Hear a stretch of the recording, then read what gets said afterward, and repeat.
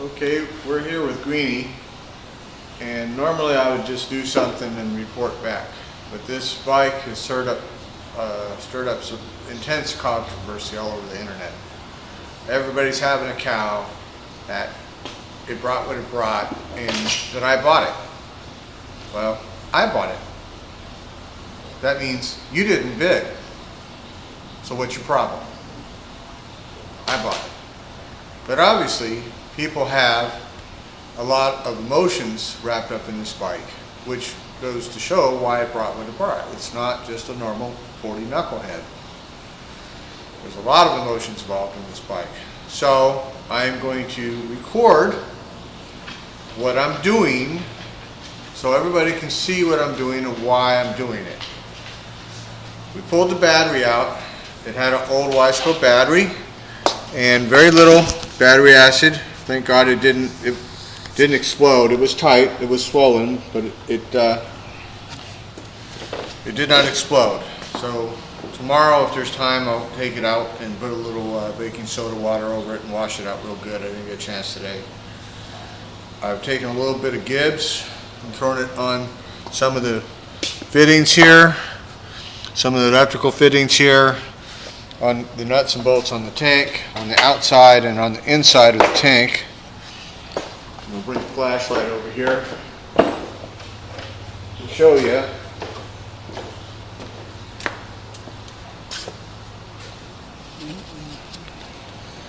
And we're going to get inside this gas tank here with any luck. Where you can see. I'm going to try. There we go. Let me see that. There we go. If I can get the right angle. I can see it, but I don't know if the camera can. But that's hard to do. Come on. There we go. Okay. It's picking it up. We got a little light rust and parkerizing inside the tank. Now that spray stuff you see is Gibbs. So I sprayed the inside so it can soak yesterday where the petcock goes through. We can get that in there. You can see it or not. There we go. That's what the dark stuff is. That's Gibbs. Let's take a look at the other side of the tank.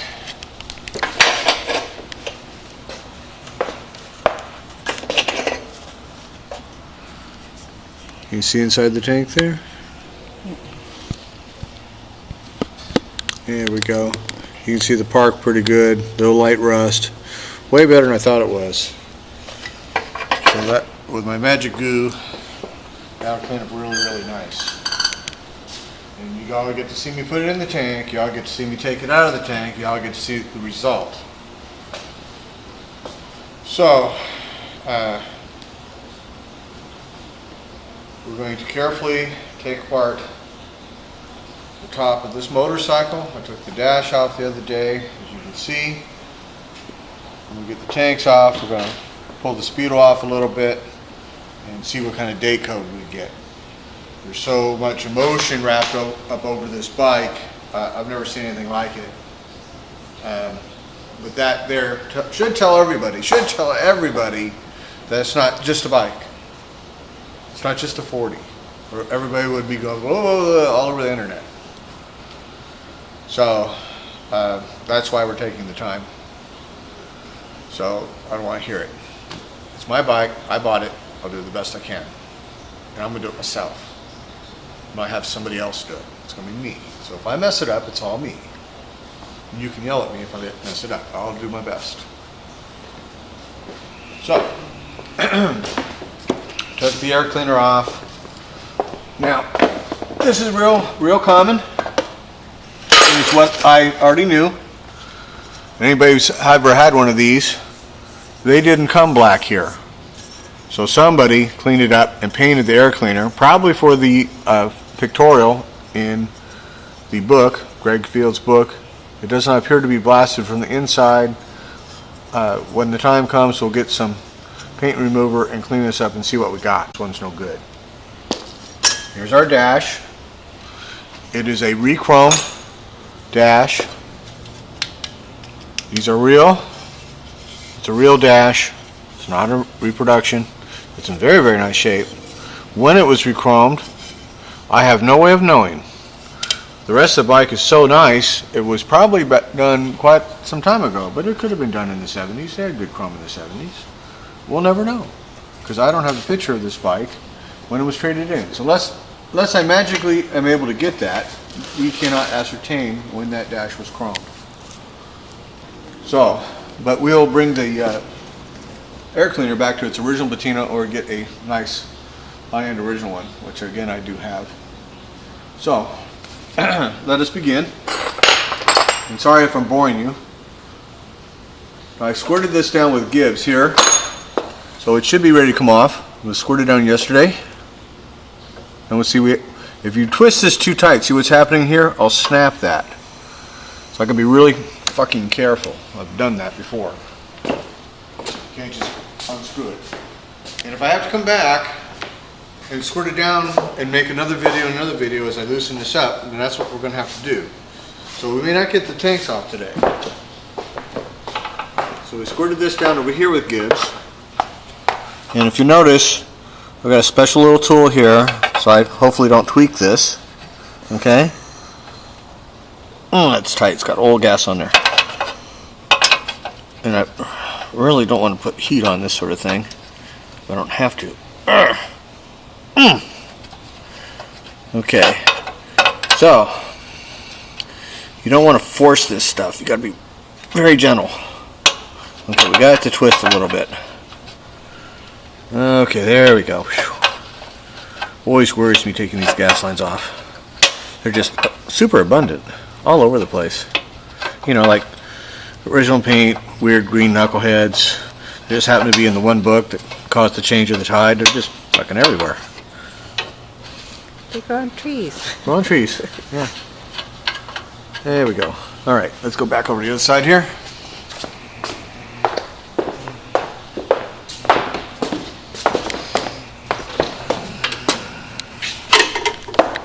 Come on, beast. Turn, turn, turn. All right, let me get another tool. Be right back.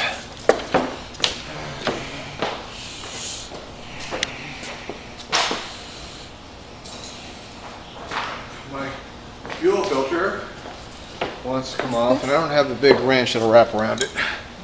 So, I'm just going to make a tool. It'll be crescent wrench, and maybe we'll make it work. There we go, yay.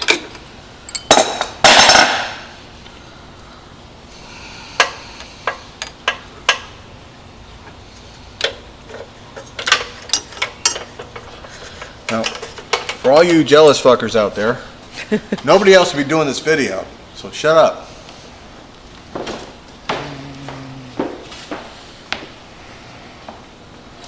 You wouldn't even bother. So here we have our gas line, nicely preserved in pickled gas. So we've got to clean that up, and I have a magic goo that works really good on old gas. Don't put painted stuff in it. So we're going to clean this here with some solvent, and then we're going to put it in the magic goo that cleans old gas.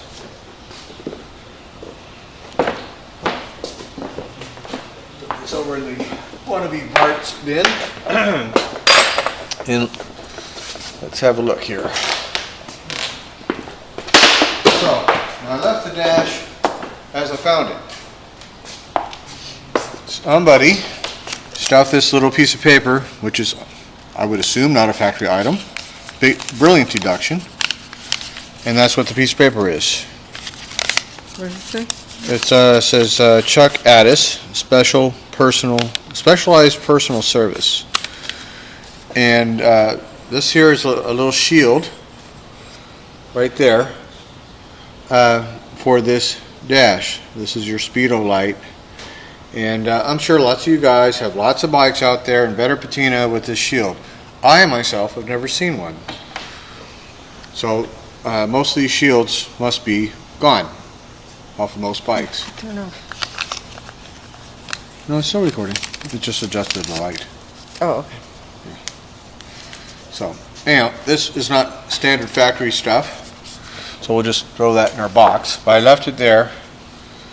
So I have not put any juice to this yet at all. I'm going to wait till after I pull the tanks. I put a little bit of oil in the transmission. I'm going to pull the top end oil line and clean it up. And it's about this much thick of tar. It's not really oil anymore. It's like an oil tar in the bottom of this oil tank. And what I've done is I put some gas in it and let it soak, which is why it's up in the air to try and make it more flat. It's a little higher than the rear stand, and I'm really paranoid of busting this rear flap. I pulled the stand down, so I don't want to put the stand down if I don't absolutely have to. So we're going to find a little special squeegee tool, which I magically do not have at this moment, and swish all the gas around and kind of mop up the tar out of the oil tank. So hopefully I don't have to pull the oil tank to get the crap out so that it doesn't go in the motor. Now, some of you guys are going to go, well, what about the tar in the motor? Well, it's going to be there in the lower end. Hopefully, it is not flywheel deep, but the answer to that is real simple. We're going to have to get a set of rollers that we can charge and move by itself and strap the bike down with the rollers underneath the rear wheel and engage the whole drivetrain with diesel fuel and let it run through the transmission and through the motor and circulate. Okay? Walk away for a good 12 hours, drain it, do it again, drain it, do it again until it's clean. And then you put oil in it and get all the crap out of it, all the diesel fuel out until it's clean. That's the only way you can do it. Then you put fresh oil in it, lube it, drain it, and then you have a lubed motor and tranny. I don't have a roller system, so I got to find one. But that's what we're going to do. This bike has to be treated very carefully and very right. Everything is stuck. Anything that sits this long is stuck. That doesn't mean it has to come down. Doesn't mean it has to be torn apart. This bike seems to be preserved enough where we won't have to do that. We'll find out. As long as I don't have a stuck valve or something like that, some stuck part, then we shouldn't have to pull anything major apart. Might even get really lucky and have a working carburetor where we drained the gas tanks, drained all the gas out of the gas tank, so I don't have any sludge at the bottom. So, now we're going to take off the little new dog here. This here. Pull our little linkage off.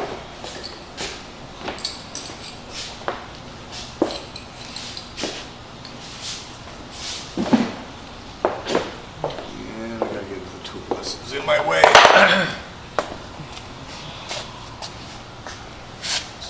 Usually 9/16, so let's check. This one's a half.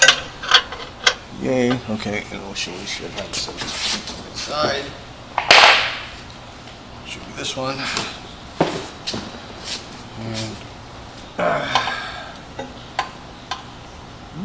that one is not. What kind of bolt we got over here? We got a 9/16 and a 9/16. All right. On the tool time. Oh boy.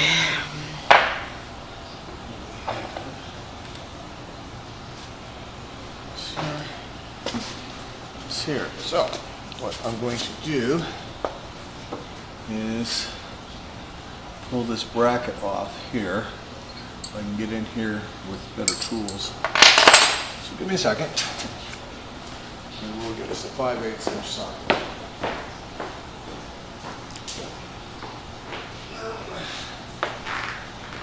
Handy dandy.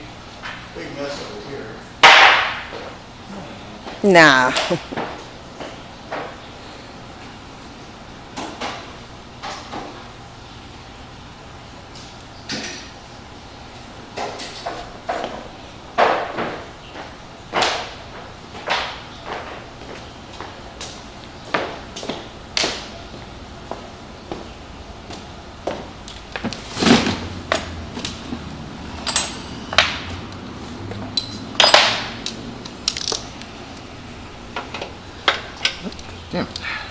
eyes are playing trick on me.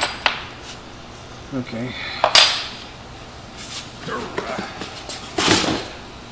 Problem with bifocals, sometimes you think you're looking at something and you're not quite seeing what you think you're seeing. Okay, here we go.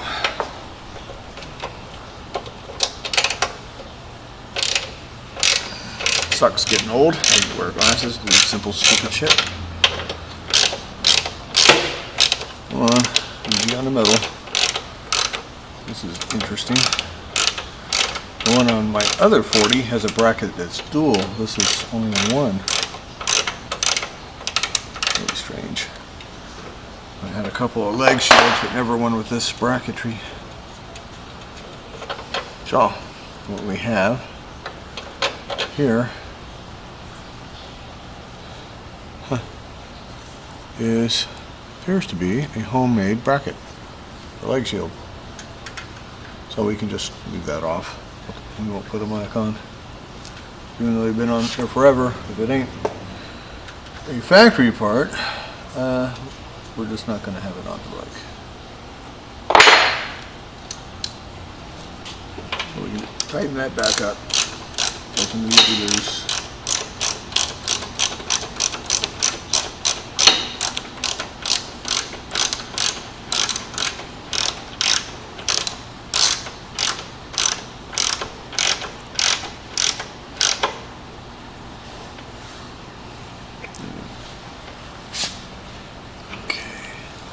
There we go.